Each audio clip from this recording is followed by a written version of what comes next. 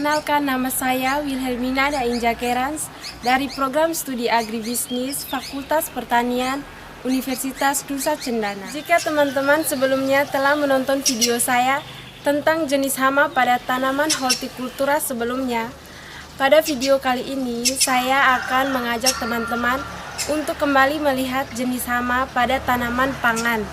Namun ada tambahan, kita juga akan melihat jenis gulma dan penyakit yang terdapat pada tanaman pangan. Tanaman pangan adalah segala jenis tanaman yang mengandung karbohidrat dan protein sebagai sumber energi bagi manusia. Tanaman pangan juga dapat dikatakan sebagai tanaman utama yang dikonsumsi manusia untuk makanannya.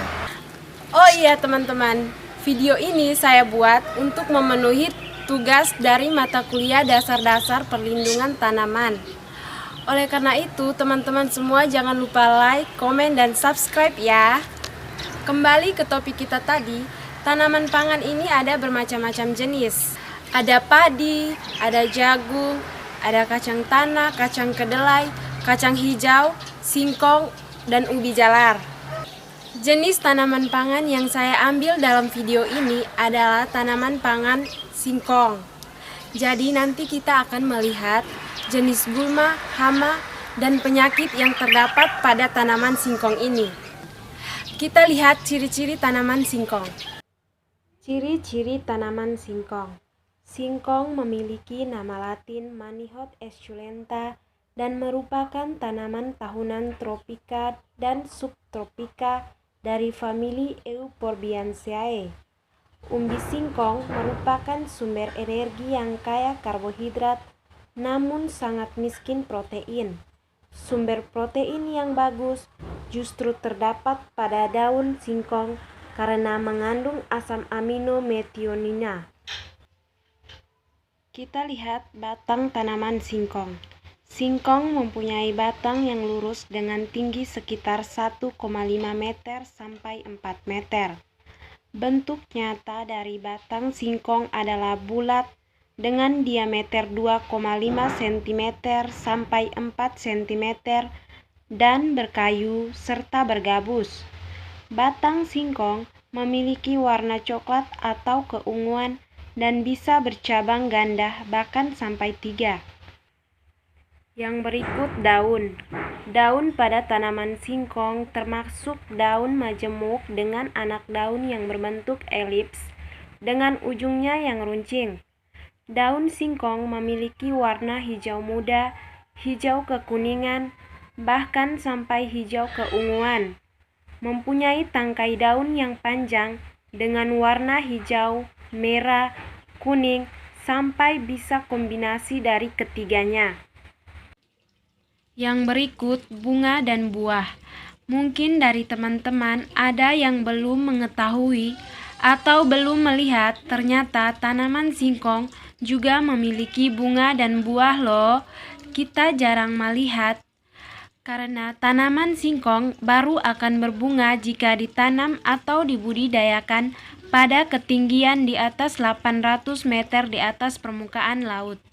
Bunga tanaman singkong muncul pada tiap-ketiak cabang tanaman singkong. Untuk bunga betina dapat berkembang lebih dulu dan matang pada saat tanaman berumur 3-4 minggu. Sedangkan untuk bunga jantan tanaman singkong akan matang dalam jangka waktu sebulan kemudian sehingga penyerbukannya terjadi secara menyilang. Buahnya memiliki biji yang kecil, panjangnya 10 mm, lebar 6 mm, dan tebal 4 mm, dan berwarna coklat gelap. Ciri yang berikut akar. Akar tanaman singkong masuk dalam tanah dengan kedalaman 0,5 sampai 0,6 meter.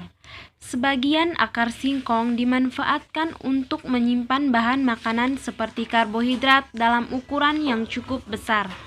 Warna dari umbi singkong yaitu coklat atau kelabu. Kulit dalamnya memiliki warna kuning kemerahan agak putih dengan warna daging kuning serta putih. Setelah melihat ciri-ciri tanaman singkong, sekarang kita akan melihat gangguan gulma, hama, dan penyakit pada tanaman singkong. Gangguan gulma, hama, dan penyakit merupakan masalah yang dihadapi petani dalam budidaya singkong karena selain dapat menurunkan hasil, dapat juga mengakibatkan penurunan kualitas umbi singkong. Kita lihat gulma yang mengganggu tanaman singkong.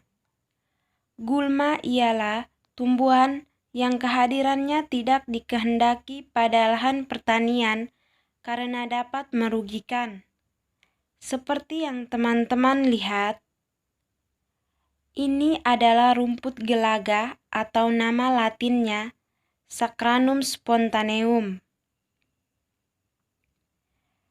Ciri-cirinya memiliki akar rizoma yang menjalar memanjang dan batang yang tegak kekar, pejal tak berongga, panjang 200-400 cm. Batangnya berbuku-buku, di bawah buku-bukunya diselimuti oleh lilin. Memiliki daun dengan pelepah hingga 20 cm atau lebih, dengan rambut-rambut pendek, helai daun bentuk pita. Bunga-bunga terkumpul dalam malai terminal yang bercabang-cabang. Malai bentuk bulat telur, padat, panjangnya 20-50 cm. Cabangnya bentuk tandan dengan panjang 3-15 cm. Rumput gelagah merugikan petani karena jika ia tumbuh akan mengakibatkan persaingan dengan tanaman singkong dalam pengambilan unsur hara, air, ruang, dan cahaya matahari. Untuk mengendalikan gulma rumput gelaga ini, yaitu kita bisa mencabut dan membersihkan rumput dari lahan budidaya tanaman singkong ini.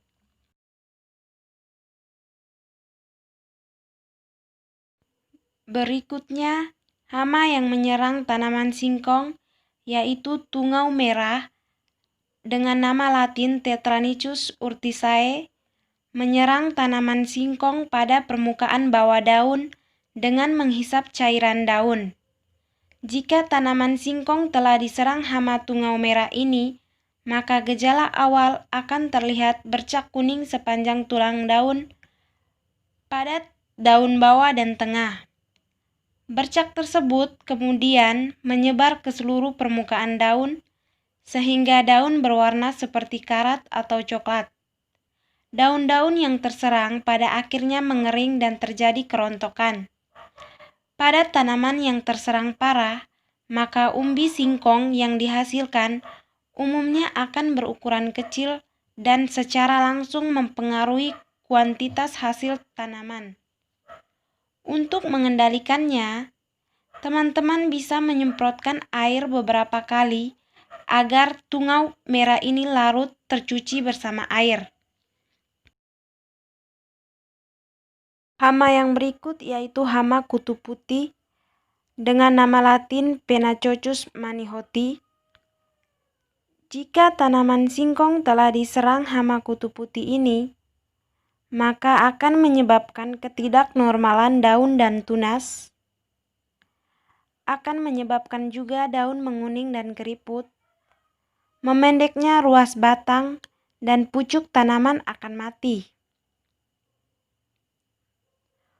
Untuk mengendalikannya, kita dapat memotong bagian tanaman yang terserang, atau ketika kita hendak menanam, maka bibit yang akan ditanam itu sebaiknya terlebih dahulu kita rendam dalam larutan pestisida kimia.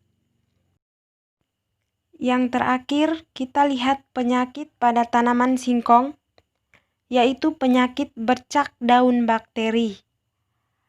Penyakit ini disebabkan oleh bakteri Xanthomonas manihotis. Gejala yang ditimbulkan muncul bercak-bercak kuning kecoklatan pada daun yang mengakibatkan daun menjadi kering dan akhirnya mati.